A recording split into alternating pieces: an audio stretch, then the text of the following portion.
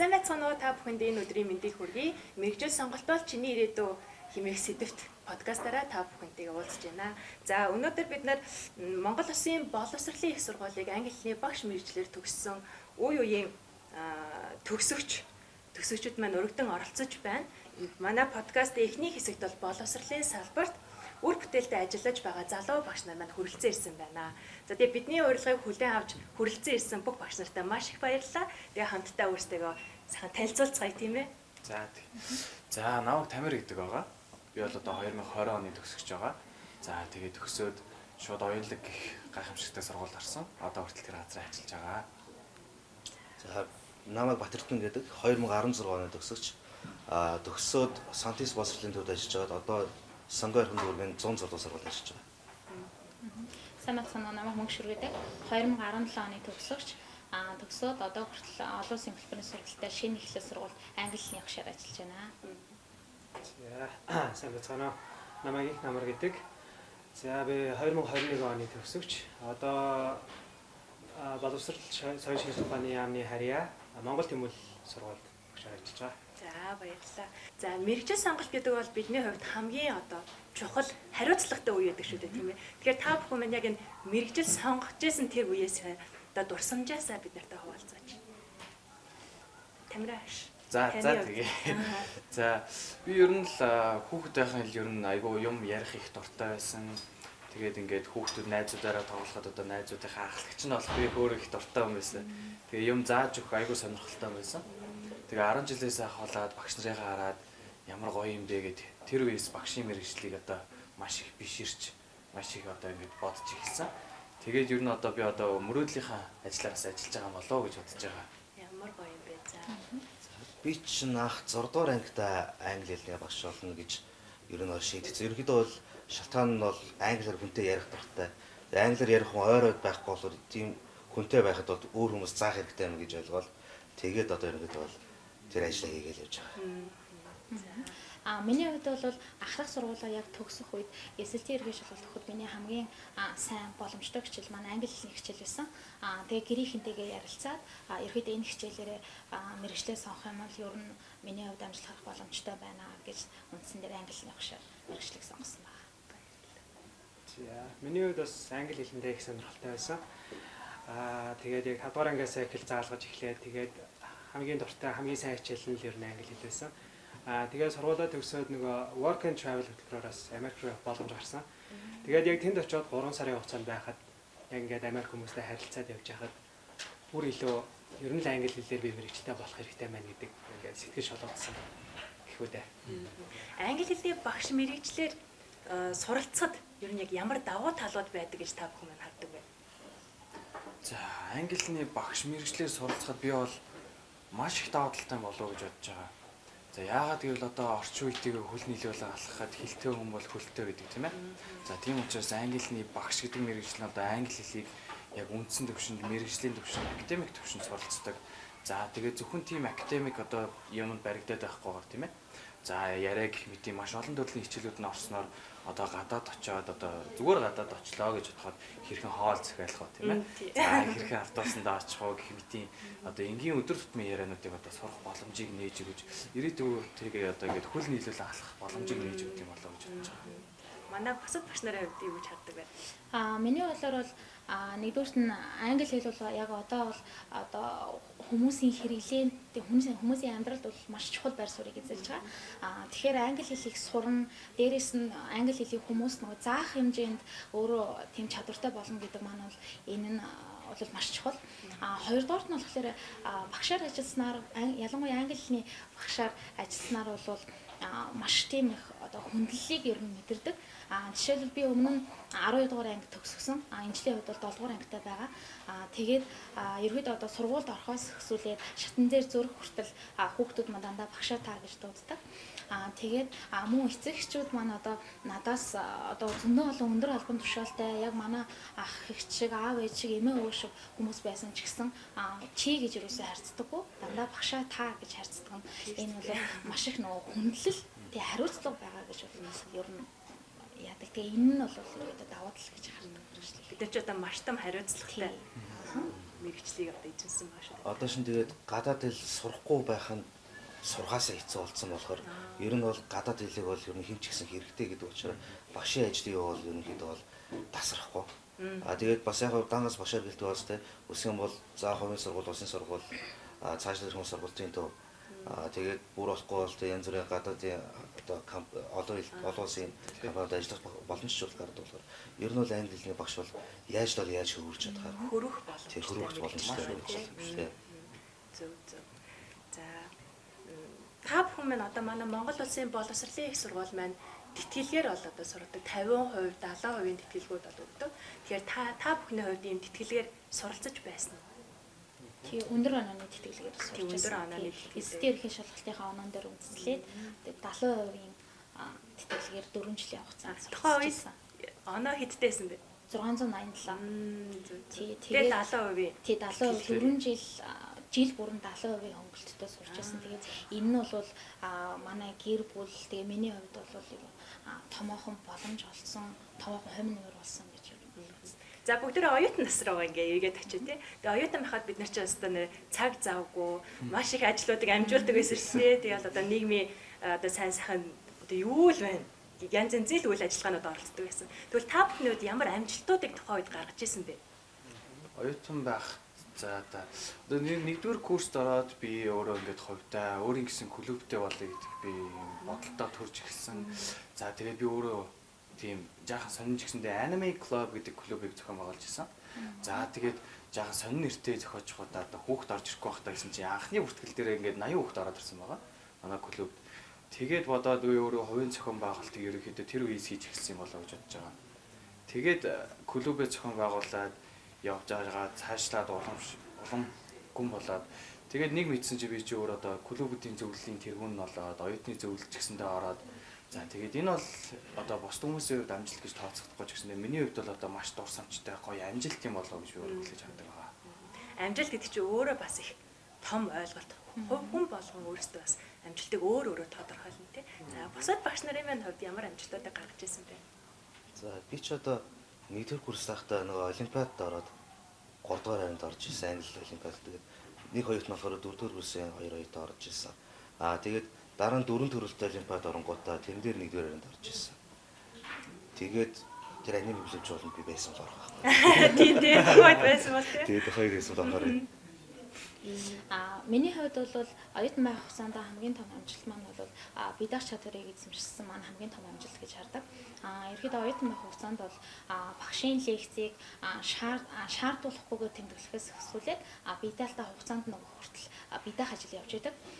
Тэгээд мөн одоо миний хувьд бол нэг орон нутгаас ирсэн оюутан байсан болохоор гэр орноосоо хол аав ээжээсээ хол зөндөө олон бэрхшээлтэй зөндөө олон асуудалтай тулгарч ирсэн. Тэр болгоныг бол өөрөө бие дааж бүгдийг шийдэх тийм ситүэйшнтэй тулгарсан учраас тэн дээр бие даах чадвар маань илүү сайн хөгжсөн. Энэ бол миний хамгийн том амжилт байна гэж ерөөхдөө хардаг. Тэгээд тэр амжилтыг тэр чадварыг ер нь өөрөө олж авснараа ажлын байран дээр гараад ч гэсэн ямар нэгэн ажлыг бие дааж гүйцэтгэхэд бол ямар нэгэн асуудал тулгараагүй. Тэгэхээр энэ бол миний хувьд бол хамгийн том амжилт юм аа гэж өөрөө боддог. Миний хувьд бол 2020 онд болсон их сургуулиудын оюутнуудын дундх англи хэлний олимпиадад 3 дугаар ангид орсон. За үүнээс гадна гэх юм бол бас англи герман хэлний тэнхимээс зохион байгуулсан тийм эмэгтэй скаутын холбоотой зохион байгуулсан тийм гадаадаас маш олон зочид төлөөлөгчид ирсэн тийм уулзалт болсон. Тэрэн дээр бас ингээд бусад оюутнууд багштай хамтраад ингээд зохион байгуулалтанд оролцоод орчуулагч хийгээд явж исэн. Тэгээд энэ бас их сайхан санагдаад бас миний бас нэг оюутны үедээ гаргаж ирсэн нэг амжилтын нэг хэсэг юм болоо гэж боддог. Тийм шүү дээ нэрээ. Инх намар камер үедээ хамт явж ирсэн. Тэр чинь тэгээд нэг актер юм бодоагүй мó тэгээ яг манай багш нар ингээ орчуулагч хийгээд өгөх юм. За тэгээд тэгсэн чинь нэг айгуу том юм болсон юм. Тэр нь юу вэ гэхээр нөгөө нэг Малазийн хатан өөрөө хүрээд ирсэн байсан. Тэгээд өөрөө хүрээд ирсэн ярилцлага аваад тэгээд яна инх намрын яриан дээр нэмээд ярьчих гээд тэр нэрээ нэг юм болсон их бас миний хувьд бас их бахархууштай болсон. Тэгээд нөгөө нэг Blue Sky дээр зохион байгуулагдсан. Тэгээд Blue Sky-ийн зохион байгуулагч нь өөрөө за би ингээд энэ хүнд нэг хэдэг үг хэлчихсэн юм аа чи дамжуулаач өгөөч гээд. Тэгээд би за тэгээд нэг ганц хоёр үгийн дамжуулаа байжсэн чинь дуусаад тэгсэн чинь араас нэг залуу ингээд Өө за сайн байна уу гэдгсэн чинь зам үйдэ орчуулга хийгээрээ 3 2 1 явлаа гэдэг MNBC-гийн сурвалжлыг зүгээр ирсэн байсан. Тэгээ тухайн үед бол би аягүй их сандарч ирсэн. Анх удаага телевизээр ингээд шууд орчуулга хийгээд ингээд тэгээ гараа ардаа авцсан байсан. Тэгээ дараа нь бичлэгээ үзэх чинь ингээд өө ямар би ч одоо ямар мундаг ингээд гоё орчуулга хийцээ вэ гэдэг. Тэгээд яг тухайн юу бодохоор ингээд гар наадна ингээд бүр ингээд бараг хөлс ингээд бараг ус тусаад байгаа байхгүй. Тий. Тэр өстө нэрээ аягүй гоё хөгжилтэй болоод маш том амжилт байсан юм болоо. Тэгээд бахархмаараас үйл болсон шүү дээ тий. За англи багш мэрэгчлэр суралцах явцад манай хүүхдүүд маань тий одоо оюутан болж орж иж байгаа хүүхдүүд маань юун дээр анхаарах шаардлагатай байд юм болов? Та бүхэнд. Одоо түрүүнд манай мөнхшөр багш маань хэллээ шүү дээ тий. Бие даах чадвар бас ингэ сайжраад тэр талаасаа бас та хүүхдүүдэд нэг хэлж өгөө. Юун дээр анхаарах хэрэгтэй? Тий. Одоо нөгөө оюутан байхад яг би оюутан байх үедээ тухайн үед л яг нэгэн завгүй ачаалтаа явж байгаа гэж ер нь боддог байсан л да. Гэхдээ оюутан болж төгссөний дараа ажлын байран дээр гараад тэгээ хувийн амьдралтаа болохоор оюутан байсан үеэс ачаал маань 20-3 дахин нэмэгддэг. Тэгээд нэмэгдэн дээрэс нь хүн юм чи мэдээж ажил хийн ажил дээрээ ахи твшээ гэж тийм бодол байна мэржлийн хүрээнд. Тэгээд нөгөө ачаал маань 2-3 дахин нэмэгдэчихээр тэрний хажуугаар өөрийгөө хөгжүүлнэ гэдэг нь бол нэлийн асуудал болж ирдэг. Тэгэхээр ер нь одоо ингээд харж байхад би оюутан байхдаа завгүй биш завтай байдаг байсан байгаа юм. Тэгэхээр одоо бодохдоо би одоо ядчил амралтын өдрөөр тэр байранда 11-12 хүртэл унтж байхаар өглөөр тусаад нэг IELTS-ийн тест хийгээд төгсөхдөө IELTS-ийн оноотой болоод төгссөн бол миний хувьд маш том амжилт гарах байж тээ гэж ер нь өөрийн хувьд одоо боддог. Тэгэхээр ерөнхийдөө зөвлөхөд бол оюутан байх хугацаанд 1-2 цагч байсан те илүү гарсан бай. Ер нь өөрийгөө хөгжүүлэхэд зарцуулбал одоо дараагийн шатанд нь илүү их тийм завгүй үеүүдтэй тэрийг одоо эргээр одоо давж болох ч юм уу тийм ажлын хуваарлалт ер нь гарч ирнэ л гэж ер нь. Манай бүх төгсөгчд л ер нь хэлэх бах тий оюутан байхад чи цаг зав байдیں шүү тий тэр хугацааг л ашиглаа суралцаад аваарай мэдээд аваарай гэх. За бусад багш нарын хувьд ямар зөвлөгөө өгөх вэ? Ерөнхийдөө бол санал нэг байна. Тэгэд ер нь бол бид нар ч өөрсдөө нэг хаачтай тоолол байдаг шүү дээ. Чадахгүй гэдэг нэг үг. Угаасаа л чадахгүй гэж хэлсэн бол тэгэл чадахгүй гэсэн үг байхгүй. Тэр нэг оюутан байх цаадаа заавалч нэг тийм зөвхөн нэг юмар гэлтгүй байдаг. Өөрөө ингэж чадахгүй юу вэ те тэрийг бүгдийг нь бодож хагаад чадах гэж үзвэл арай дээр юм болов гэж боддог. Ер нь бол байгаа боломжоор өөрийгөө хөгжүүлэх гэж үзвэл илүү дээр юм байна гэж би бодоод байгаа. Ер нь бол одоо эргээд хараад л. Тий, чадахгүй гэдэг дээр нэмээд юм ярихад миний хувьд бол би ингэж боддгийн. Оюутан одоо 1 2 3 4 дугаар курс бүх курсын хүүхдүүд ер нь хандаж хэлгээд миний хувьд бол нэг ганцхан төгөлбөр байгаа. Авгаа их сэтгэлийн хүчтэй байл гэдэг үг байгаа. Тэгээд энэ болохоор одоо ер нь ингээд 3 4 дугаар курст ороод ирэхээр ингээд одоо дипломын ажил чинь юм хамгаална, бие-даалтууд ихсэн, шүн жаахан нойргооны асуудал гарна. За энэ дээрээс улбаалаад ер нь бол тэгээд маш их стресстэй асуудал тулгарч ирнэ. Одоо ингээд хар залуураа стресстэй дээ шүү дээ. Тэгээд ажлын байр дээр гараг мөртлөө маш их стресстэй асуудлууд гарч ирнэ. Тэр асуудлууд болгон дээр ач холбогдол өгөөд жаахан сэтгэлээр гундраад, ундаад байх юм байхгүй. Маш их сэтгэлийн хүчтэй байх юм бол тэр бүхнийг даваад гарах. Тэр сэтгэлийн хатуужлыг өөртөө суулгачих юм бол одоо бүх чадруудыг эзэмших боломжтой болоо гэж бодож байна. Эцсийн үр дүнгийг бид нараас харах хэрэгтэй тий. Одоо хүмүүс маань бид нар чи одоо багш гэдэг энэ том мэрэгчлийг эзэмшээд төгсөх учраас тэгэхээр маш их сэтгэлийн одоо хаттай л байх хэрэгтэй. Цаг л гарах юм бол суралцж л байх хэрэгтэй тий. За ба танд За тэр суралцах гэдэг дээр бас нэмээд юм хэлье гэж бодлоо. Холистик гэж үг байдаг. Холистик буюу ингээд бүх талаас нь хөгжүүлэх. Яг хоо манай зарим сурагчид хитрхийн нэг академик буюу онлайн талаа анхаарал бас бусад юмнууд дээр нийгэмшил дээрээ ч юм уу эсвэл одоо бие хаандаа ч юм уу бас анхаарахгүй байдаг. Аль болох өөрийгөө ер нь хөгжүүлэхдээ бүх талаас нь хөгжүүлэх зүг байж миний хувьд боддог байгаа. Мэдээж хичээлдээ анхаарна. Үүний хажуугаар бас бусад найз нөхөдтэйгээ уулзах, өөр багш нартайгаа харилцах ч юм уу. Эсвэл бас нэг биеийн тамир спортоор хөгжүүлж эрүүл байх талаа бас харах хэрэгтэй гэж хэлмээр байна. Тэгвэл бас энэ бүхнийг хийгээд бас нэлээд цаг хугацаа хэрэгтэй. Тийм учраас бас нэг зөв цагийн менежменттэй байвал их зүгээр. Бүх юмаа яг амжуулаад хизээ налигаа хийх үү, хизээ налигаа хийх үү. Мэдээж бүх юмыг бол нэг хүн ингээд хийгээд нэг өдөр ч юм амжуулж чадахгүй. Тийм учраас яг хизээ нэнийг хийх вэ гэдгээр тийм менежментээ сайн хийгээс орчвол ер нь их зүгээрээ гэж. Тий, цагийн менежмент ер нь аюул чухал. Цагийн менежмент ер нь одоо ихэнх хүнд хараахан сууж амжаагүй байдаг. Оюутан байх хугацаанд ихэнх оюутнуудад бас муу адилхан эсрэг талаараа байдаг. Тэгээд цагийн менежменттэй үнийг ер нь бол хараад амтахгүй дээ. Харьцаад үзэх гэж амтахгүй. Ер нь ингэдэг байхгүй. Цагийн менежменттэй найз руугаа залгаад үзсэн юм. За тэгээд ингээд За чи өвдөөс хойшоо завтаа явах юм бол цагийн менежментийн шал өөр хариулна. Өвдөөс хойшоо завтаа гэж хэлэхгүй. Би 5 өнгөрөөгөл завтаа да 5:30 гээл завтаа болно. Энэ бол яг цагийн менежменттэй яг ингээд төлөвлөлөө сурцсан үний яриа. Яг хоёулаа яг 5 цаг 1 минут гээл болцъё. За яг 6:30 гэхэд би яг завтаа. Тэгээ 30 минут гээд би 7-г явна шүү. Энэ болохоор яг ингээд цагийн менежментэнд баригдаад ер нь бол стресстэй нөгөө нэг хэлдгээр эм урах завгүй гэдэг шиг. Тийм завгүй ингээд цагийн хуваарлалтай маш сайн төлөвлөсөн юм байна.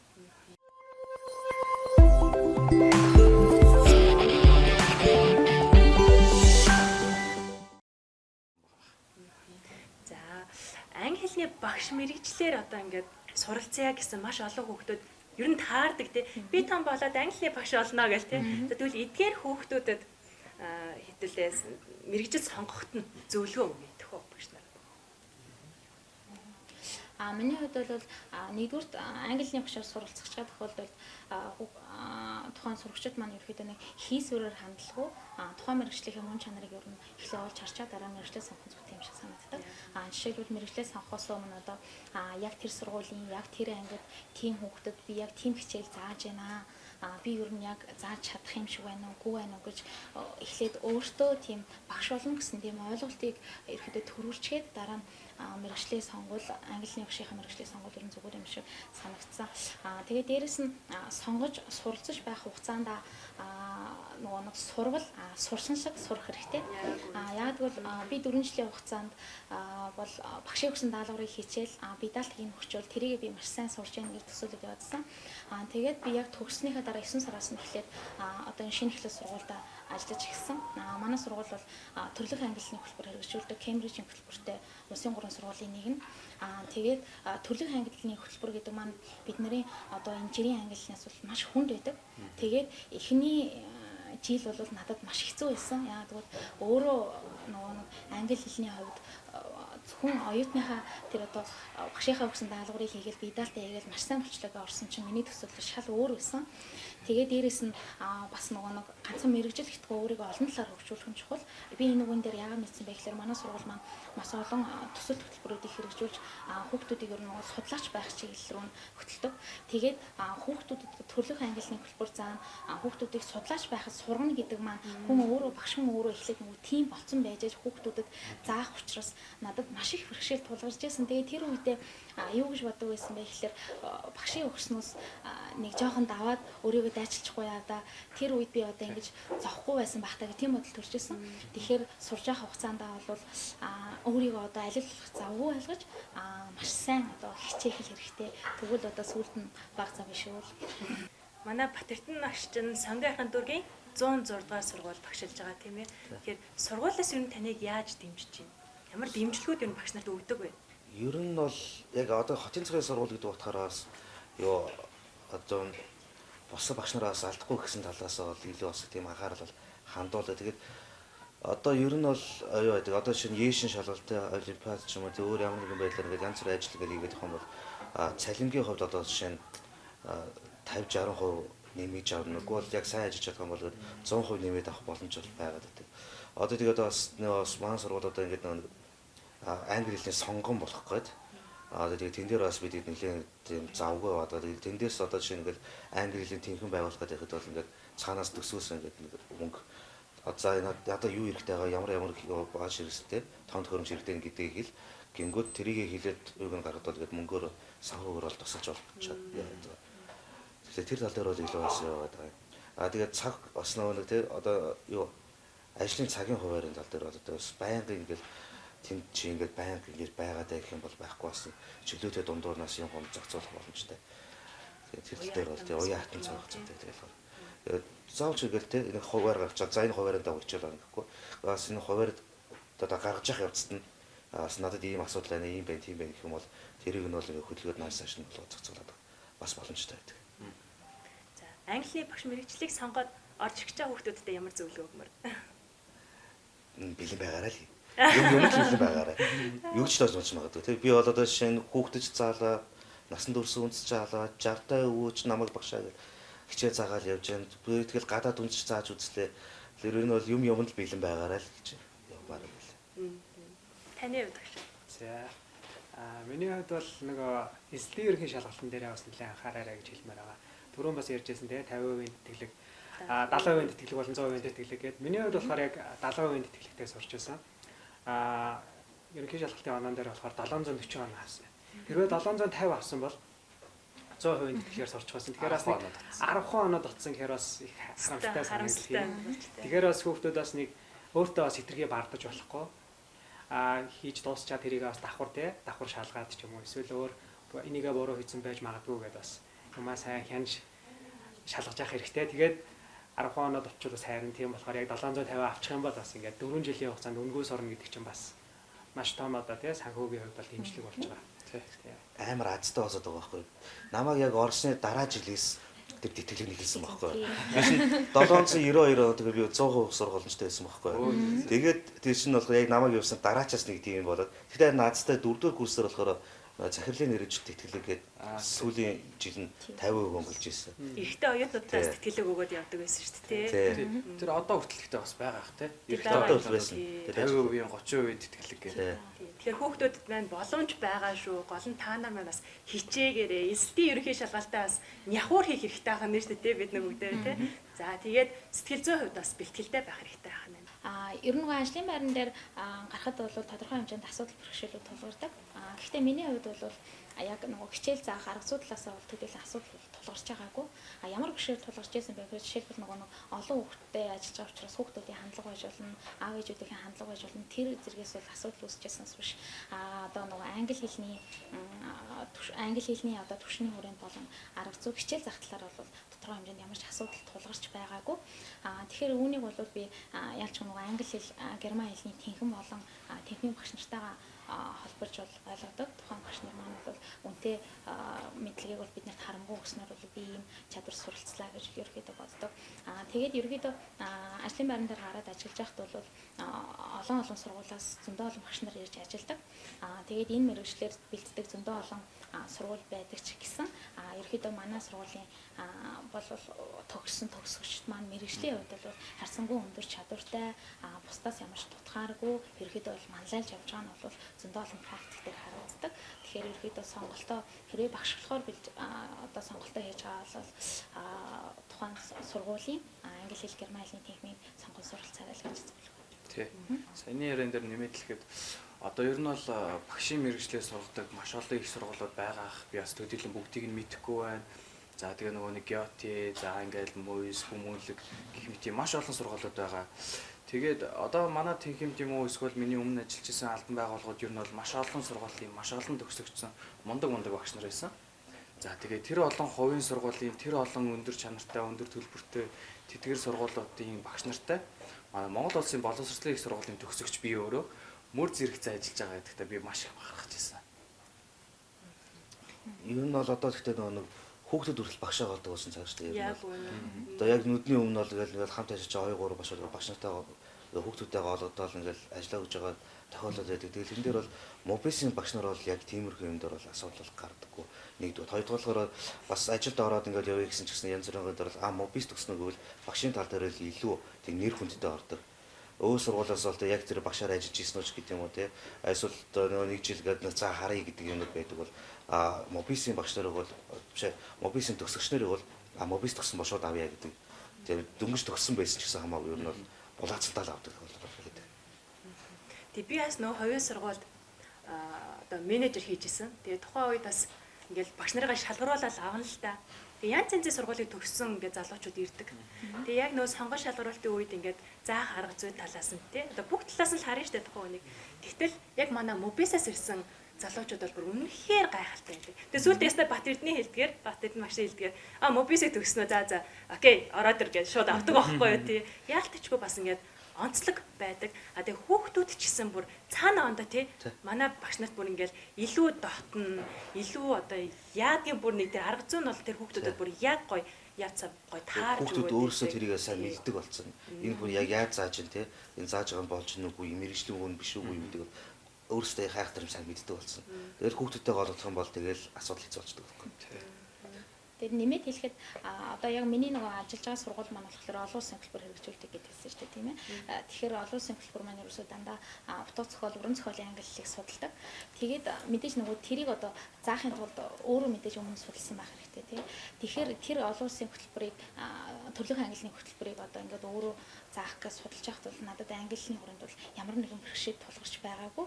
Тэгэхээр ерөөхдөө бол би энэ 4 жилийн хугацаанд миний англи хэл маш их сайжирчээ гэж үнэлгээ хийж байсан. Яагаад тэгэхээр би ч одоо 11-р ангиа төгсчөөл дөнгөж нэг present simple present continuous нэг ойр зүрийн их уншдаг хэмжээнд л орж ирсэн. Тэгээд 4 жилийн хугацаанд 4 жилийн дараа тэр төрөлх англи хэлний ихийг уншиж олоход хүүхдүүд заах хэмжээнд хүрсэн байна гэдэг маань бол миний англи хэлний чадвар ер нь нэлийн гайгүй агцсан байна да гэж ерөөхдөө өөртөө бол дүгнэлт хийж л байсан. Тий. 10 жил анх төгсөж чинь би ч одоо жишээ нь хэд ерөөсөө дүрм сайн байсан, унших сайн байсан өөр юм байгаа байхгүй. Тэгэл энд орж ирэл анхнаас нь ингээл юм одоо анх удаага тийм дуудлагын бичиг гэж байдаг чинь анх удаага харж байгаа байхгүй. Тэгэл дуудлагын дээр засаал тий. Дуудлагын дээр засагдаж ирээл одоо ингээд яг миний англи хэл хаана илүү сайжирсан гэвэл яг мобилсээр сайжирсан байхгүй. Тэгээд одоо гарч ирээд тэгээд яхад сантын сургуулийн төвд ажиллаж байхад тий биднээс одоо ингээд юу шалт авдаг байхгүй TOEIC гэдэг. Тэр нь болохоор одоо олон улсын ажлын байрны шалгалт. Тэн дээр бол 800 оноос дээш хахан бол одоо ажиллах эрх нь өгдөг. Тэн дээр бол одоо биш хамгийн өндөр оноог нь аваад гарч иж ингээр бол бас болж ийна л гэж бодоод байгаа. Тий. Манай сургууль чинь тэгээд заавал ингээл 4 жил зүгээр энгийн сураад төгсөх биш. Ер нь бол аюул олон боломжууд нэгддэг гэж би боддог. Тэгээд миний хувьд авч ирсэн боломжуудын нэг нь юм бол ер нь Канадын тэтгэлэгт хөтөлбөрт би өөрөө тэнцэжсэн. Тэгээд энэ болохоор яг манай сургуулиас өөрсдөө ингээд Канадын тэр сургуультай ингээд хоорондоо ярилцаад гаргаж ирсэн хөтөлбөр байгаа. Тэгээд ганц энэ Канадын тэтгэлгийн хөтөлбөрөөр гэхгүйгээр ер нь сурах солилцоо бас маш их байдаг. Одоо заавал англи хэлэхгүйгээр герман хэл, орос хэл, япон хэл, солонгос за энэ гадаад хэлний герман англи хэлний энэ одоо яг үндсэн тэнхим ер нь бол 4 жил сурахтаа яг тэр улс руугаа очиж үзээгүй хөхт бараг байхгүй тий. Ер нь сурах солилцоо заалтаа нэг удаа ч болоо бараг явчаад ирдэг шүү ер нь. Тэгээ манай залуус ч одоо бас ажлын байран дээрээ л ингээл 8 цаг суугаал тий. Ингээл байхаас илүү нэмэлт орлого гэж юм одоо бас их сонирхдаг болсон. Тийм үү? Яг очивол. Тэгвэл тэр талаас нь та нараас нэг гоё сонирхолтой зүйлсүүдээс ярьж. Бид нэр яаж бас нэмэлт орлого олох боломжтой. Зөвхөн англи хэлний багшаас гадна тий. Эсвэл зөвхөн тэр сургууль сурахаас гадна өөр бид нарт бас ямар давуу талуудс байгаад гэдгийг мэрэгчлийг сонгосноор. Ер нь бол англи хэлний багш гэдэг нэрэнд ороо ер нь бол маш олон мэрэгжил ер нь байгаа болов уу гэж бодож байгаа. Ер нь англи хэлтэй холбоотой одоо бүгдээрээ бодох юм бол англи хэлтэй холбоотой бүх мэрэгжил хинээр заагдах уу англи хэлний багшаар заагдах юм болов уу гэж бодож байгаа. Тэгэхээр ер нь бол англи хэлний багшид бүх мэрэгжил рүү хөрвөх англи хэлтэй холбоотой бол герман хэлтэй холбоотой бол хүрэх боломж нь байгаа болов уу гэж бодож байгаа. Би хувьдаа бол бас аялын хөтөж хийжсэн жуулчин гэдэг одоо Монголдо том байр эзэлдэг компанид 3 жил ажиллаж исэн. Тэгээд би орчуулагчаар төгссөн үгүй ээ. Аялал жуулчлалаар төгссөн үгүй ээ. Би чинь багшаар төгссөн байхгүй. Багшаар төгссөн хэдий ч гэсэндээ орчуулагч хийж болно, хөтөж хийж болно ингээд маш олон зүйл рүү хүрэх боломжтой юм болов уу гэж би бас бодож байгаа. Манай бусад багш нарын хувьд ер нь өөр ямар юм онцлог зүйлсүүд вэ? Англи хэл сурчлагч нэг бусад бүх юм ингээд нээлттэй болчихж байгаа байхгүй. Одоо жишээ нь би одоо жишээ нь юу байхгүй зөвхөн англи хэлний чиглэлээр сурсан юм нэ вебсайт ажиллуулдаг байгаа байхгүй. Вебсайт ажиллуулахад яасан гэхээр зүгээр гадаад хэл дээр тэгээд үнгүү тийм сургалтын янз бүрийн англиэр би өөрөө хайгаад англи хэлнээс нь би тэрийг сурч байгаа. Тэрийг би Монгол сурсан бол сая төгрөг мөн сая 200 тийм саяас 2 сая төгрөг ордог. Тэгэд би тэрийг зөвхөн үнгүү өөрөө сураад одоо өөрөө гээд бидэгаад юм хийх боломжтой болж байгаа. Тэгэхээр ер нь бол нэг юм гээд англи хэлээр сурсан байхад өөр бусад бүх хаалууд бол хөнгөн онгоцтой. Тийм мастерлт хүртэл олж гэнэ гэсэн үг. Тэгэхээр одоо бид нэр сургуультай багшлахаасаа гадна бас юу гэж болох юм бэ? Хөтөж хийж болох нь веб бас ажиллаж болж байна тийм. За миний хувьд бол өөрөө онлайн сургалтуудыг явуулдаг. Тэгэхээр нөө Facebook дээрээс ингээл хүүхдүүдэд аваад насанд хүрэгчд байна, хүүхдүүд байна, 7-аас 12 настай хүүхдүүдийг аваад гэртээ гэрээсээ ингээд бас ажиллах боломж. Нэмэгтэй хүн ч одоо ингээл нөө хүүхэд төрүүлнэ ингээл гэртээ байна. Тэгээ тэр хугацаанд бас би өөрийгөө бас хөгжүүлэх бас боломжтой байгаа байхгүй. Тэгэхээр ийм гоё бас үүд хаалга байна. За сүүлийн үед одоо энэ онлайн гэдэг зүйл бас нэлээд нээлттэй болж ирж бид нартэй. Тэгэхээр янз янзын гоё юм аппликейшнуд байна. Тэднээс бас саналууд бидэрт орж ирдэг тий. Тэгээ бид нөр өөрсдөө хүсэх юм бол нэмэлт цагаар бас ажиллаад нэмэлт орлоготой бас болох юм маш гоё том давуу талууд бас бидэрт байдаг байна. За тэгээ өнөөдрийн нэвтрүүлэг энэ хүргээд ингээд өндөрлөе. Тэгээд бидний урилгыг хүлээн авч хүрэлцэн ирсэн бүх багш нартай маш их баярлалаа. Ингээд багш Шимбих Эрхэм алдрыг хүргэж Монголд гадаад хэлний боловсролыг хөгжүүлэх төв нэмэр оруулж байгаа бүх багш нартай маш их баярлалаа. Тэгээ та бүхний ажил өндөрөөс өндөрт амжилтыг хүсэн өрөөё. За баярлалаа.